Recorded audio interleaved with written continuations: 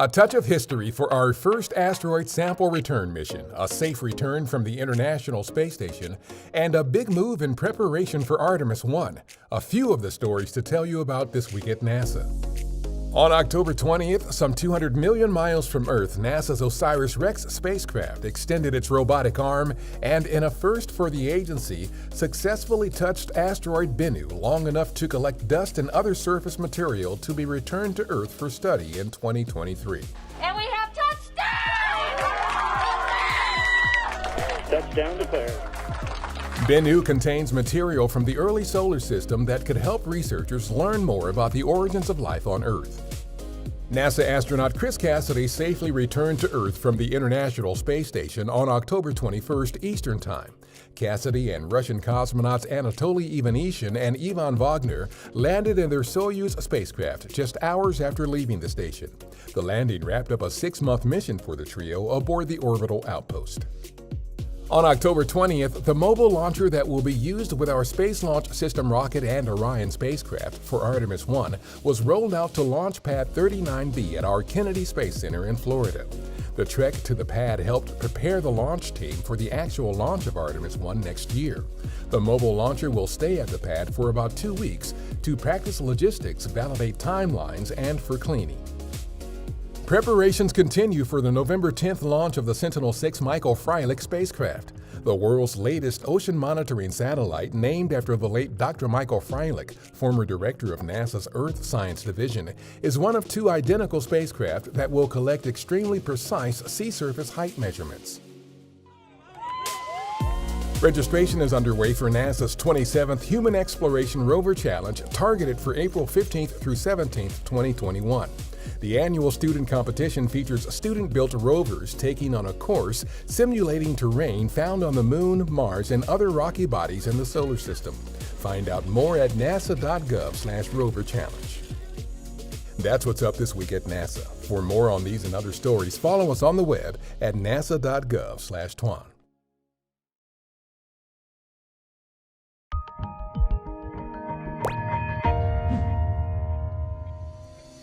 I'm Ellen Stofan, also known as Dr. E. And I'm Thomas Serbuck, and also known as Dr. Z, and here's another episode of Easy Science. And we have a major milestone of one of our key missions coming up. It's such an exciting mission.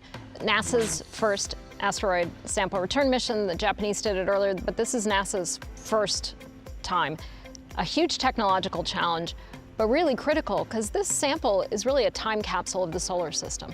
You know, Dr. Z, I was at NASA in 2016 when OSIRIS-REx launched. Incredibly exciting. And it actually launched on a rocket that we have a model of here at the Stephen F. Woodvar Hazy Center. It's the second one in, the copper-colored one there in Atlas V. Exactly right. We built a spacecraft that was launched in 2016, got into orbit in 2018, did a remote exploration of Bennu, the size of the Empire State Building, a rubble pile of history of the solar system. And we looked at it and practiced and got ready to really go pick up a sample so we could bring it back to Earth and analyze it. October 20th, for 4.5 hours, we're going to grab that sample. It's going to be really, really hard, but the team is up for it. So let's talk about why we're going to all this trouble. Obviously, Bennu is what's called an Apollo asteroid. It's an Earth-crossing asteroid, so its orbit intersects with the Earth's orbit.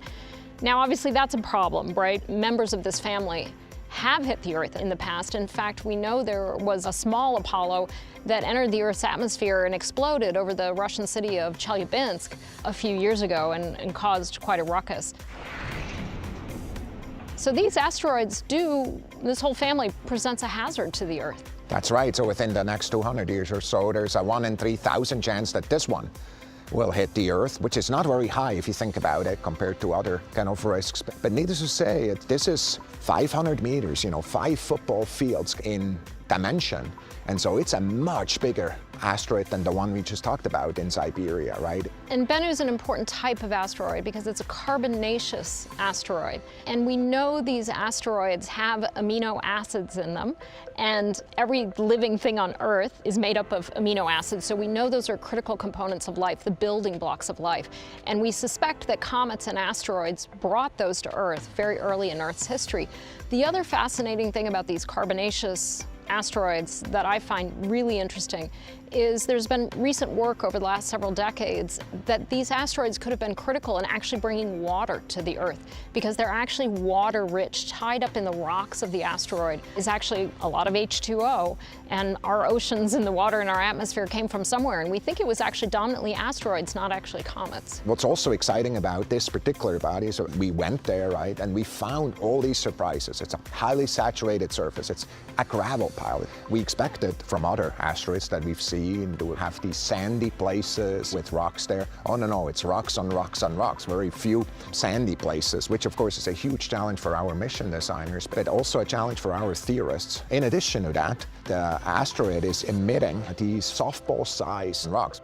They found them in a navigation camps. Like, oh, what is this? Like, it's moving. Like, you'd not expect that this body is active. So yes, it's really critical to our history, to the history of the whole solar system.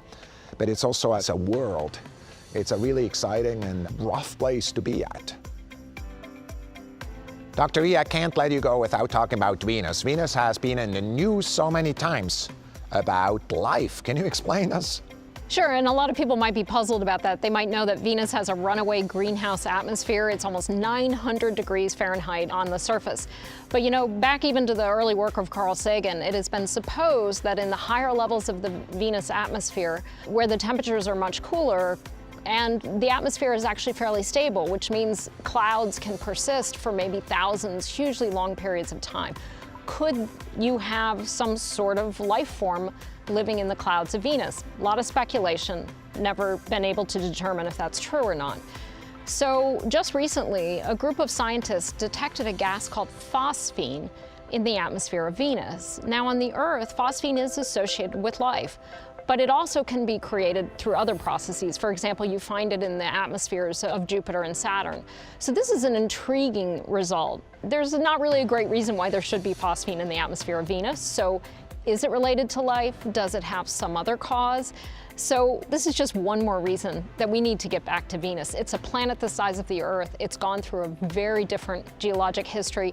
And it really helps us understand when we go to other solar systems to say, why did you have one planet in our solar system that became Earth, became this lovely habitable planet that we all live on, and you have Venus that went down a very different evolutionary path? Yeah, and in fact, 2 of our 4 candidate missions in the Discovery program will go to Venus and look at various parts of Venus if they get selected. Also, Io is one of the targets, and Triton, the moon out there by Neptune. So needless to say, there's many amazing targets in the solar system, and Venus is just, we see it in the sky many evenings. It's more and more exciting to think of the science that we could explore there. In the meantime, come visit us here at the Stephen F. Woodvar Hazy Center in Chantilly, Virginia. We're open for business.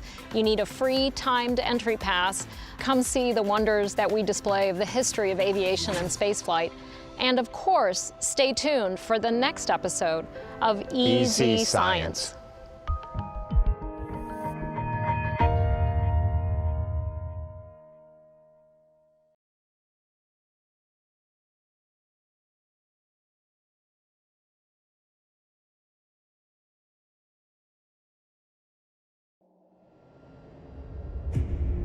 As we started to approach Bennu from a distance and it started to fill up the camera field of view, it looked exactly like we thought it would, with a few boulders sticking out. But as we got closer, we expected to see a very sandy surface with maybe a few boulders here and there. And what we saw is very little sand. And we saw these mountains, we saw boulders, we saw rocks, and we saw very few areas that had this sandy surface that we were expecting and what we had designed to.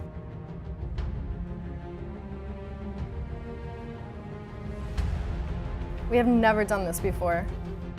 We're actually going to collect a sample and bring it back down to Earth for further examination by scientists. In order to achieve that objective, the OSIRIS-REx spacecraft has been navigating around Bennu for about the last 2 years, studying it in great detail, and also overcoming a number of challenges that Bennu has presented. We were looking for locations on Bennu that were 50 meters in diameter, relatively flat, and covered with fine-grained material. And by fine-grained material, I mean stuff that's the size of a dime or smaller. We realized that there were no sites on Bennu that even came close to meeting this criteria. Everywhere we looked was too small and covered with boulders. So we actually had to fly a number of additional close passes over the asteroid and rethink our entire plan for grabbing the sample. After the additional observations of Bennu, we had to down-select to 4 sites, and then go back and survey those sites even further to select the final primary sample site. My first impression of Nightingale is that's the last place I wanted to go. But as we started looking at other sites, we saw that 1, this is probably one of the most sampleable sites, and 2, we were overperforming in our navigation capability and our ability to contact. Natural feature tracking works a lot like the human mind in that we pick up landmarks along the way. As we descend, we look at features on the ground. We program the computer to recognize certain features. It takes a picture, says this feature is not where I expected it to be, it's a little bit off to the side, updates its position based on where it's pointed and where that feature shows up in the camera position. The tag event is our touch and go event, which is where we'll actually be retrieving the sample from asteroid Bennu. We start with a series of maneuvers, one of them being the checkpoint burn, which is where we'll actually check our position velocity in relation to the sample site. And then the match point burn, about 10 minutes later, will zero out our horizontal velocity relative to the surface. And then about 10 minutes after that, we make contact with the tag SAM, fire the gas bottle, and then back away. And we hope to get at least 60 grams of sample, and then we'll be able to store that and bring it back down to Earth. But there are several things that could go wrong, and we also have to be prepared that we won't be successful on our first try at Nightingale. We don't only get one shot at tag, we actually have 3 nitrogen bottles on board the spacecraft, so we can potentially do 3 tag attempts if needed. We go through several what-if scenarios, and this is how we actually prepare for a lot of our contingencies. So we've had to look all around the surface and identify the rocks and boulders that if the spacecraft were to tip over up to 25 degrees, it could come into contact and be damaged. We had to develop a hazard map, which we program into the computer and says, if you're getting too close to those hazards, we'll do a wave off, we'll back away from the asteroid, and we'll come back and do this another day. Everything might work perfectly. We come down, we touch the surface just where we want to, we fire the gas bottle, but the area we contact is covered in large rocks. Those rocks would prevent any fine-grained material from being stirred up and captured in the tag SAM head. Another similar scenario is if the tag SAM were to touch on the edge of a boulder and become tipped up. In that case, when the gas bottle fires, much of that gas escapes out the side, not churning up the material that we want to capture. The day of tag is going to be really exciting, but the excitement for our team doesn't end there. We have to verify that we have a proper sample.